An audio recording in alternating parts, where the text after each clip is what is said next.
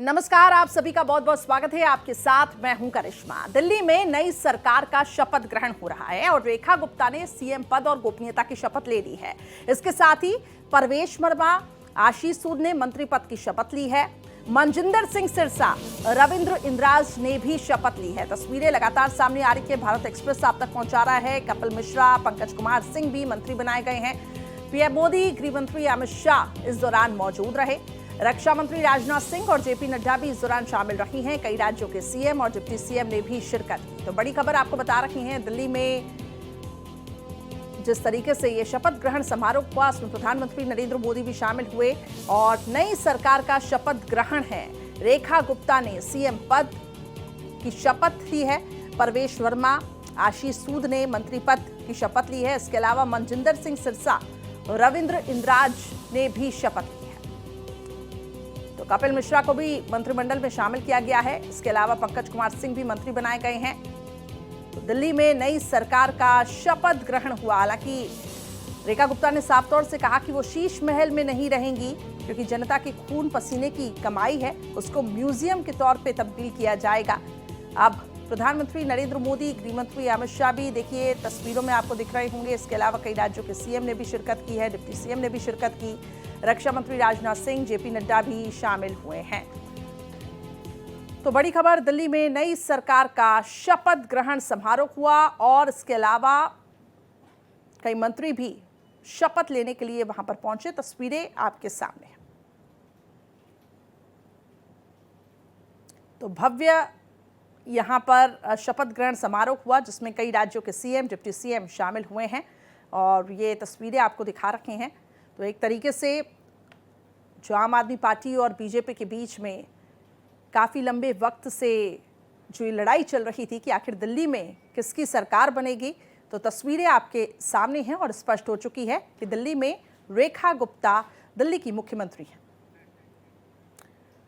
दो खास मेहमान इस वक्त हमारे साथ जुड़ चुके हैं, सीधा उनकी तरफ हम रुख करते हैं। इस वक्त हमारे साथ राज बिहारी जी, जो कि वरिष्ठ पत्रकार हैं, वो हमारे साथ जुड़ चुके हैं और पैनल में निरंजन पोद्दार जी, जो कि पॉलिटिकल एनालिस्ट हैं, वो भी हमारे साथ कनेक्ट हो चुके हैं। बहुत बहुत स्वागत करती हूँ आप दोनों का। सर, सबसे पहले राज बिहारी जी, आपके पास आना चाहूँगी। किस तरीके से आप देखते हैं दिल्ली में नई सरकार को? रेखा गुप्ता ने पद और गोपनीयता की शपथ ली है, मंत्रिमंडल में भी कई मंत्रियों ने उनको जगह मिली है, तवज्जो मिली है। किस तरीके से आप देखते हैं इस शपथ ग्रहण को?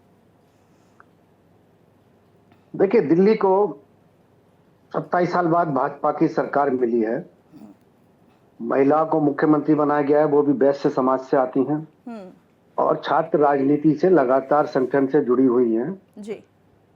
ये मेरी राय में बहुत एक अच्छी मुख्यमंत्री दिल्ली को मिली है। साथ ही जिस तरह से मंत्रिमंडल में मंत्री शामिल किए गए हैं, उसमें संगठन को भी तरजीह दी गई है और अनुभव को भी तो तरजीह दी गई है और सभी वर्गों को। खासतौर पे जिस तरह हम देखें तो पूर्वांचल के 2 विधायक मंत्री बने हैं और साहब सिंह वर्मा के बेटे परवेश वर्मा को नंबर 2 का दर्जा मिला है जी। तो मंत्रिमंडल तो बहुत अच्छा बना और सब लोगों का एक लंबा अनुभव है काम करने का अपने अपने क्षेत्र में। इसी तरह से पंजाबी समुदाय से आशीष सूद मंत्री बने, वो भी दिल्ली की राजनीति से बहुत पुराने जुड़े हुए हैं, छात्र राजनीति में आए हैं, संगठन से बड़ा लंबा अनुभव है उनका, पार्षद भी रहे हैं। कपिल मिश्रा भी भारतीय जनता पार्टी के पुराने नेता हैं, बीच में आम आदमी पार्टी में जरूर गए थे, लेकिन केजरीवाल के खिलाफ माहौल बनाने में भी उनकी बड़ी भूमिका रही है जी। तो मंत्रिमंडल तो बहुत संतुलित और काम करने वाला बनाया गया है। यानी आप कह रहे हैं कि बहुत बैलेंस तरीके से मंत्रिमंडल में भी मंत्रियों को जगह दी गई है, एक्सपीरियंस को भी यहाँ पे तवज्जो दी गई है। इसके अलावा अगर हम युवा चेहरों की बात करें तो उसको लेकर आप किस तरीके से देखते हैं, कितना प्रभाव वो डाल सकते हैं? युवा तो अगर देखेंगे तो अगर उम्र की बात ना करें तो आशीष सूद भी युवाओं जैसे ही हैं, परवेश वर्मा तो युवा हैं ही और कपिल मिश्रा भी लगातार सक्रिय हैं, वो भी युवा हैं और रवि इंद्राज तो युवा हैं ही, मतलब पहली बार विधायक बने हैं और बहुत समय से मैं उनको राजनीति में देखता आ रहा हूँ।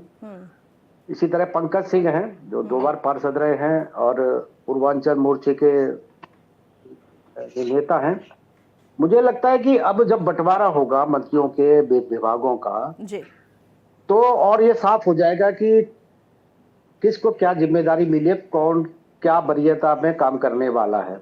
ठीक है। क्योंकि परवेज वर्मा चाहे ग्रामीण पृष्ठभूमि से आते हैं, लेकिन वो पश्चिम दिल्ली से 2 बार सांसद रहे हैं, नई दिल्ली से जीते हैं, तो उन्हें भी पूरी दिल्ली की एक अच्छी जानकारी है। और मैंने देखा जिस तरह से उन्होंने नई दिल्ली में चुनाव लड़ा, जिस तरह से उन्होंने एक रणनीति बनाई, क्योंकि पहले सब लोग मान के चल रहे थे केजरीवाल को हराना बड़ा कठिन काम होगा, लेकिन जिस दिन से परवेज वर्मा ने नई दिल्ली क्षेत्र में काम किया था, उनका आत्मविश्वास बता रहा था कि वो चुनाव जीतेंगे। बिल्कुल। और ये जो स्ट्रैटेजी के साथ जो चुनाव लड़ा गया, इसके यही है वजह कि बीजेपी ने यहाँ पे चुनाव जीता। मैं लौटूंगी सर आपके पास। निरंजन पोद्दार जी भी हमारे साथ जुड़े हुए, पॉलिटिकल एनालिस्ट। बहुत स्वागत करती हूँ निरंजन जी आपका। महिला मुख्यमंत्री को आप किस तरीके से देख रही हैं, और आते साथ ही उनका ये कहना कि वो शीश महल में नहीं रहेंगे। बीजेपी जिस स्ट्रैटेजी के साथ काम करती आई हुई है, और रेखा गुप्ता को आप किस तरीके से देख रहे हैं, कैसे दिल्ली की वो सत्ता संभाल पाएंगी? आपकी क्या सोच है?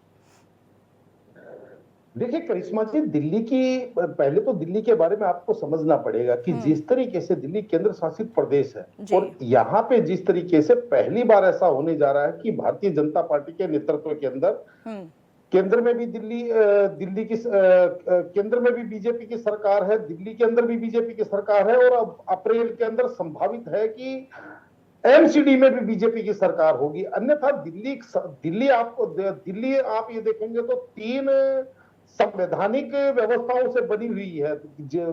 एक केंद्र का यहाँ पे अपना एक रोल है जो डीडीए के माध्यम से गवर्न करते हैं, और एक रोल यहाँ पे एमसीडी का बनता है, और एक रोल दिल्ली विधानसभा यानी कि दिल्ली सरकार का बनता है। और आज तक आप देखेंगे तो 1993 में जब मदन लाल खुराना जी की सरकार बनी थी, तो एमसीडी के अंदर कांग्रेस की सरकार हुआ करती थी।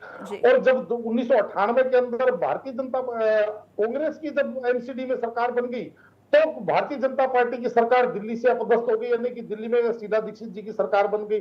और उसके बाद 2022 तक आप देखेंगे तो लगातार तीनों में से सामंजस्य कहीं भी नहीं बैठता। लेकिन मेरा यह मानना है कि अब दिल्ली के अंदर भारतीय जनता पार्टी की जिसको कहते हैं चतुष्कोणीय सरकार है, वो चतुष्कोणीय चौथी चीज में ये बता रहा हूं कि दिल्ली के अंदर एलजी की भी बहुत बड़ी भूमिका है, और एलजी भी इस समय भारतीय जनता पार्टी की है। तो निश्चित रूप से देखिए, रेखा गुप्ता जी को दिल्ली का विकास के पथ पे दिल्ली को ले जाना कोई बहुत बड़ा मुश्किल काम नहीं होगा, क्योंकि इनके पास नरेंद्र मोदी, अमित शाह जैसी जो डायनेमिक केंद्रीय नेतृत्व इनका मार्ग प्रशस्त करेंगे, इनकी गार्जियनशिप करेंगे, इनको फंड की भी कोई बहुत ज्यादा समस्या नहीं है इनको। तो कहने का तात्पर्य ये है कि निश्चित रूप से भारतीय जनता पार्टी ने, और सबसे बड़ी बात, रेखा गुप्ता जी को जिस तरीके से भारतीय जनता पार्टी ने मुख्यमंत्री के लिए नामित किया, तो आप ये मान के चलिए कि ये भी जो भारतीय जनता पार्टी की 14-15 राज्यों के अंदर मुख्यमंत्री हैं स्वयं के, उनमें से आप देखेंगे 2-3 को छोड़कर ज्यादातर सारे के सारे एबीवीपी यानी कि भारतीय जनता पार्टी की जो राजनीतिक नर्सरी बोली जाती है वहां से उत्पत्ति है। और रेखा गुप्ता जी भी कहीं ना कहीं छात्र राजनीति या यूं कहें कि एबीवीपी से निकल करके आई है। तो ये भारतीय जनता पार्टी अपने उस राजनीतिक कैडर यानी कि अपनी राजनीतिक नर्सरी को भी ये संदेश देना चाहती है। बिल्कुल। और ये सर स्ट्रैटेजी भी रहती है। अगर हम मध्य प्रदेश में भी देखें, जब मुख्यमंत्री का चुनाव हो रहा था तो किस तरीके से एक सरप्राइजिंग नाम आया, सभी चौंक गए।